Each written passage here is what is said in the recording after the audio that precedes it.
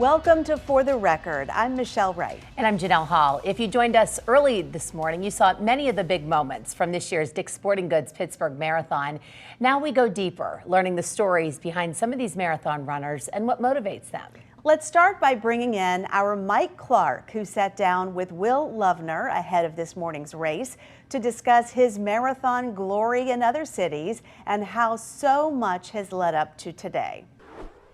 You are the winner of the Philadelphia Marathon, the winner of the Cleveland Marathon. I know your eyesights are set on Pittsburgh, your hometown, but take me back. You started running at a very early age. You were a great runner at Winchester Thurston and at Penn State. So take us back. When did you develop the love for running?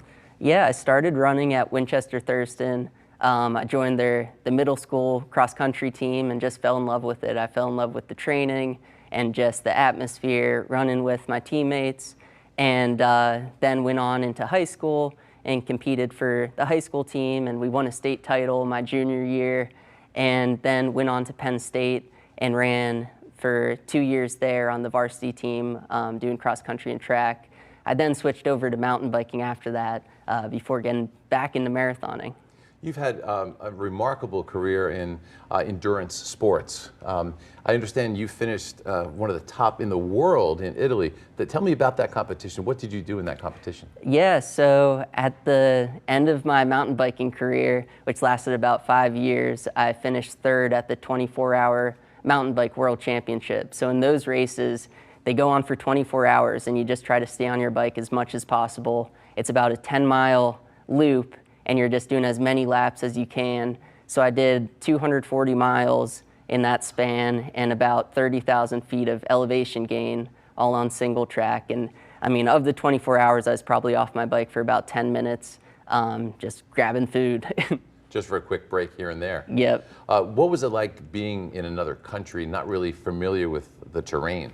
Yeah, it was a big adjustment being in another country and just the travel, getting there and getting there with my bike. And then fortunately my family came, they were my support crew, so every lap I came around, they would hand me a bottle and hand me a Snickers bar, and then I'd be on my way. So competition, hard work for you, but a vacation for your family. Exactly, yeah, they still had a hard job. My dad stayed up the 24 hours, but yeah, we had a great time. Both your parents are athletes as well. You got your love for endurance training with them, a lot of encouragement from your family as well. You gave up running for 5 years, you got back into it, and your success was almost immediate. Yeah, so after 5 years of mountain biking and gravel cycling, I had done a long ride across the country with my friend. We rode 3,400 miles from Canada to Mexico, all off-road, and I couldn't really think of what my next riding goal was going to be. So I decided after about 2 weeks of running training to do a ultra running race. So I did a 50K trail race up at State College and ended up winning that race and running pretty fast. So I thought that maybe I could run a pretty quick marathon, and so then got into it from there. You're obviously a very driven young man. You're 27 years old, and you had so much success in running. You said, you know what, I think I might want to try for the Olympics. Tell me about that journey. Where did you go to try to qualify for the Olympics? Yeah, so it was an Olympic trials year back in 2024. So I had about a year to run under a 2-hour and 18-minute marathon to qualify for the Olympic trials. And then if you qualify for that race, the top 3 go to the Olympics. So I decided that I was going to train and try to hit that sub 2:18, and then did my first race at the Cleveland Marathon, where I ran 2 hours and 19 minutes and won it. And so I didn't quite get the time, but I was able to win the race, and then I decided to keep training through that fall, and I'd have one more chance to get the qualifying time. So I ran 2 hours and 16 minutes at the Philadelphia Marathon and got the time to qualify for the trials. You shared some photos with me. You had a very special marathon at the end of the marathon. Tell me what you did at the very end at the finish line. Yeah, so then after the Olympic trials, I came back and raced Pittsburgh and then raced Cleveland again. And I proposed to my wife after winning the Cleveland Marathon the second time. And she said yes, obviously. So it was just an awesome day. Growing up in Pittsburgh, Allison Park, you know the city of champions. I would say Cleveland and Philadelphia are two of the cities that we don't really like that much when it comes to athletic competition. What was it like as a Pittsburgher to win these two mega marathons in two cities like that? Oh, it made it even sweeter to show that Pittsburgh's the superior sports city. So yeah, I was happy to make Pittsburgh proud and take it home in enemy territory. Take me back to 2024, the Pittsburgh Marathon. You had a great run, very, very close to the finish. Tell me what happened and tell me about your preparation for this year. Yeah, so the 2024 Pittsburgh Marathon I had a good race. I came away with second place and had a hard-fought battle with Andrew, who ended up winning. But I just had a great time. It's so cool racing the Pittsburgh Marathon because growing up, I always would be interested to see who won and check the paper the next day. And then in high school, I helped out with the race, helping coordinate the elite field. And then when I was mountain biking, I helped to marshal the race. So it was just so cool having this long history and then finally being in the race and in the elite field at the front of the pack. And then coming back this year, I mean, it'd be full circle to come and win it. So, I mean, that's my goal, is just to go out there and give it my all. With all of this experience of winning and coming close to winning the Pittsburgh Marathon, what's the key to training? What advice would you give to people who really want to do better each year? Yeah, I think my advice is just to consistently train and start early. I mean, if you're running the Pittsburgh Marathon, you're running through the Pittsburgh winter a lot of time, and I think that toughens you up. And marathons are about the mental and the physical side of it, so it's important to just really build your mental toughness, and you want to get to the 20-mile mark feeling good and ready to go.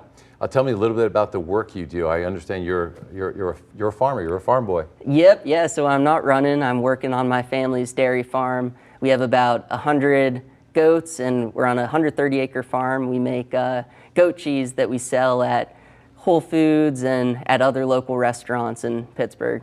So if you do win the Pittsburgh Marathon, you will be the GOAT, right? Maybe that'd be pretty cool. It's in your blood. Yeah, it's in my blood. Still ahead on For the Record. The whole weekend, it's like Pittsburgh is transformed and there's just this really high energy. And More stories from Pittsburgh Marathon runners, including the local woman who will run her 200th marathon this year.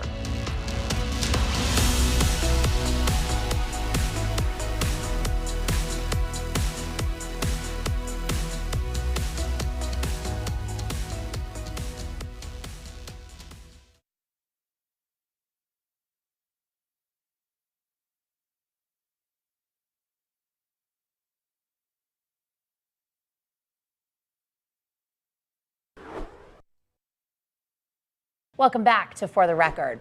A Pittsburgh woman is set to run her 200th marathon this year. She's run the Pittsburgh Marathon itself more than a dozen times. Our Elena LaQuatra introduces us to Heather Brady.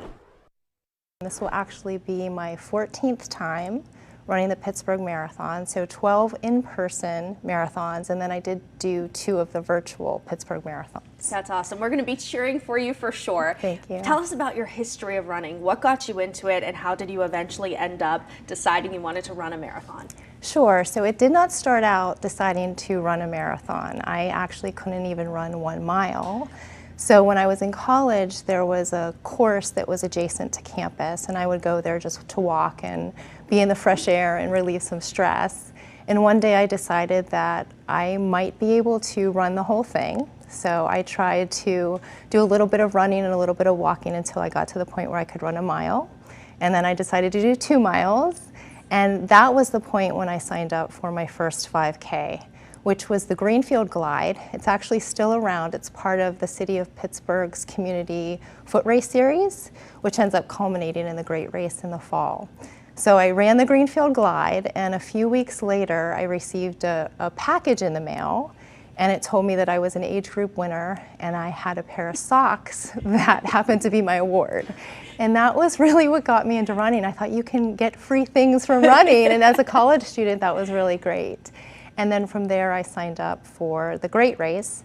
And at the time, it was a 10K only. Now you can do the 5K or the 10K, or if you're really daring, you can do both of those.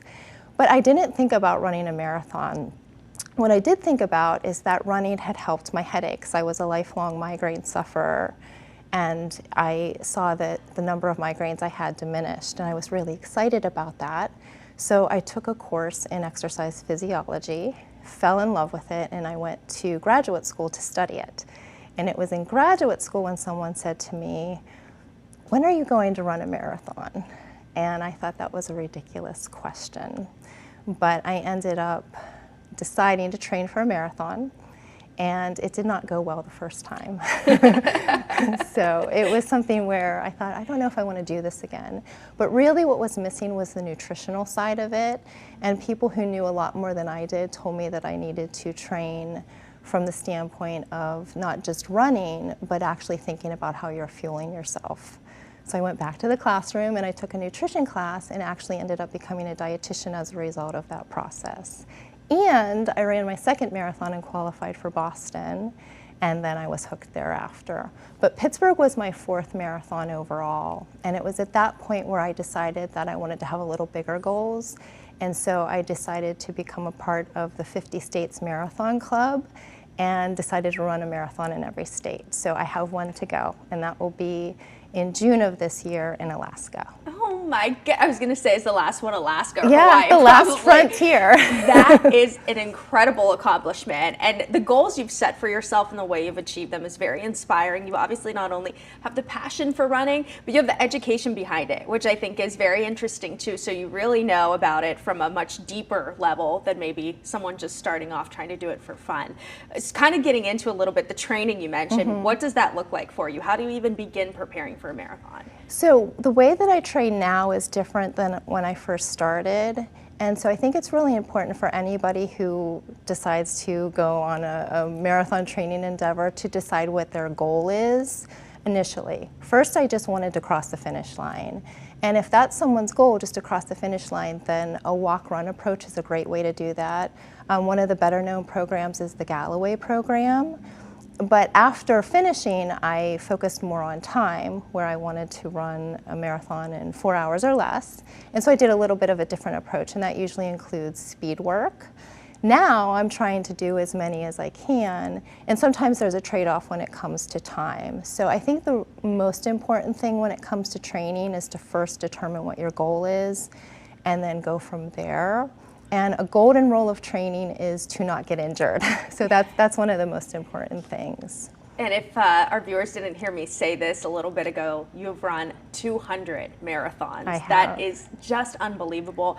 I can only imagine the stories you have, the memories you have, but can you share one or two that are particularly special for you? Sure. So back in 2014, I ran my 100th marathon here in Pittsburgh. And that is when I decided that I wanted to make every 50th marathon a hometown marathon. And so a couple years ago, I ran my 150th marathon in Pittsburgh. And then this upcoming year will be my 200th marathon. So I love that. And what is special to you about running the Pittsburgh Marathon particularly, aside from the fact that it's home for you? Why do you love it? The crowd support. We have the best crowd support. It's second to none. And I find that when you're out on the course, you can really just pay attention to the crowd if you're feeling tired or if you feel like you can't go another step, and you lean on them and they will lift you up. There's actually a section on the course. It's when you leave the south side and you head into Oakland. There's a volunteer position that's called a hill runner. So when the half marathon and the marathon diverge and the full marathon course goes into Oakland, that's the biggest hill. So waiting there for the runners are the hill runners.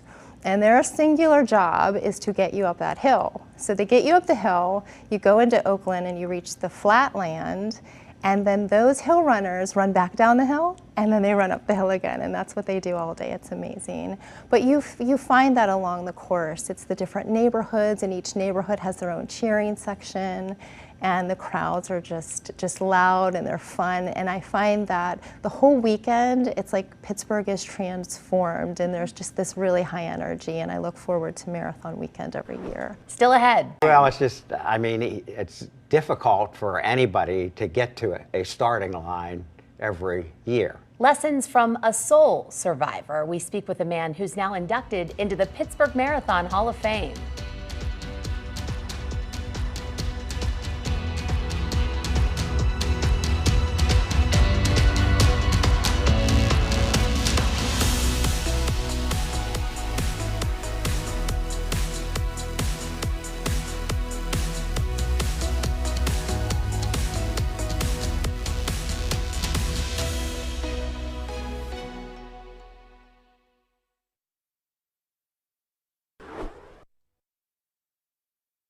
Welcome back. It's an elite group called Soul Survivors, the people who have run in every single Pittsburgh Marathon since it began. And I spoke with one of them, Tim Hewitt, who was just inducted into the Dick's Sporting Goods Pittsburgh Marathon Hall of Fame. Let's first of all, we're going to talk more about that and your experience in a second, but let's talk about Soul Survivors. Right. What is that? So I think it was around 2000, Mayor Murphy sent out an invitation to everybody that I guess the race knew of at that time who had run all 15 of the marathons at that point in time. And we had a luncheon, and I think Mayor Murphy may have run all 15 of them. And there were, I don't know, maybe 50 people, something like that. And then it went silent for a while, and then sometime after the marathon started up again, you know, I don't know who the race director was at the time that just said, let's get all these guys together. And at that time, there might have been 15 to 20, I'm going to say. That's an elite group. Yeah, and now it's pared way down. Oh, I'm sure. Yeah, there are, I think, 5. Oh, my Five goodness. left, yeah. That's quite an honor. Yeah. No wonder you've been inducted into the Pittsburgh Marathon Hall of Fame. Well, it's just, I mean, it's difficult for anybody to get to a starting line every year, you know, and I mean, you think about it from 1985, 40 years later, you know, there are no women in the Hall of Fame because they all went through childbearing years, you know, Right. so it's, you know, just getting to the starting line is probably the hardest part of it. So you've been doing this since 1985. Right. Tell me about the changes that you've seen, because I'm sure that it has been a massive difference over the years. Yeah, I mean, absolutely. The size of the race, you know, the marathon relays have just brought so many people into the city. The logistics are nearly impossible to comprehend. I mean, there are aid stations every 2 miles for the first part of the race, and then I think they might be every mile thereafter. The parking, you know, just the crowd movement. The race starts down near the convention center on Liberty, and I mean, the lineup goes all the way back to the point. So it's exciting for the city to see so many people coming. And this year's a record again. Another record. For a runner, though, I'm wondering, do you like the bigger crowd, or is it a little easier back in the early days? They manage it very well. I mean, because there are corrals for the different expected finish times for the runners, so you're not getting run over by people and you're not running over people for the most part. So the crowd just kind of moves together, and the people out front, you know, that deserve to be out front with faster seated times, they really don't have much interference just because they're running a little bit faster. And they're so fast. Yeah. Talk about the hiatus that you just mentioned. How was it during that time when everything paused? Well, you know, nobody knew if the marathon was coming back. And at that time, there was kind of an understanding of these Soul Survivors that it was important to check the box for every marathon. So, I mean, the next year, many of us got together at Three River Stadium at the time and ran a marathon anyway. And the following year, I ran the marathon anyway. You know, you're out there kind of scratching your head. Does it turn here? Does it turn there? Because the marathon course has changed a little bit over the years. You guys were determined to keep going, though. In the early years, I mean, we started up at the zoo and ran down Butler Street. So. And then in 2009, when things came back, how was that for you? Oh, it was great. I mean, it was just another, you know, I mean, it's been I'm not going to say it's a party atmosphere. It's something to look forward to, but you know, in the starting line and in the corrals, it definitely is a party atmosphere. Why do you want to do it every year? I mean, it's become important because I have done it every year. But it's here. I'm here. It's something to focus on, to keep me running, to keep me in shape. It's just another goal, you know. And if you're a runner, everybody kind of thinks about a marathon at some point, at least as a bucket list item. And once you start doing it, it's hard to escape. And you've done a lot. So let's talk about some of the other races that you've participated in, and you've won some. Oh, yeah. Talk about that. Yeah. So locally, I mean, I didn't run in college. I was a gymnast at Northern Michigan University. Then I went on to law school. And when I was in law school, I wasn't really doing much, so I just started running casually and ran, a couple times a week just for mental fitness and for just to keep myself from getting too out of shape. And I just kind of kept running fairly regularly to stay fit. And then when I got closer to like 38, 39 years old, I decided to see if I could do a little bit better, because I had been competitive, in gymnastics and other sports. And so I just started running a little bit harder, a little bit faster, running with people that were better. And then I started racing. So the Pittsburgh Marathon was actually the second marathon I ever ran. I had run the Erie Marathon the fall before that. At that point, then I started entering more and more races, and I went. I won the Erie race. I won the Johnstown Marathon. I ran the 50-mile race in Punxsutawney. I won that race. I ran the 70-mile race on the Laurel Hiking Trail. Won that race. I have to say, how does it feel to win those races? It's hard. It feels good when you're done. People talk about type 2 fun. You know it was fun when you're done. Did you crash through the finish line tape? Oh yeah, oh yeah. How was that moment? Oh, that's exhilarating, and it's a relief. It's just a relief to be done, because you're running. The first marathon I won was Erie, and I really didn't even mean to. I didn't ever consider before the race that I had a chance at doing it.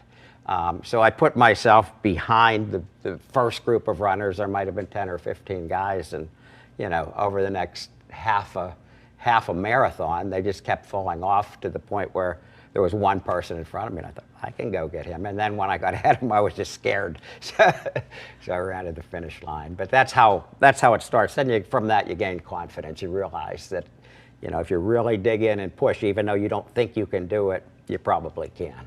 What other advice do you have for the runners of this year's marathon? Well, for the runners of this year's marathon, I think for the most part, most of the runners should just enjoy the moment. It will be hard. The crowds in Pittsburgh are better than anywhere else, really. They'll get in your face. I've run a lot of large marathons like Boston, and there are crowds and crowds of people, but in Pittsburgh, they're really rooting for you. So How it's important nice, is the crowd? It's very important, yeah. There's some lulls, but, the marathon is set up to run through all of the towns, and they all have a lot of people and a lot of bands, and it's just fun. You're watching For the Record. Coming up, how you can learn even more about this year's Pittsburgh Marathon.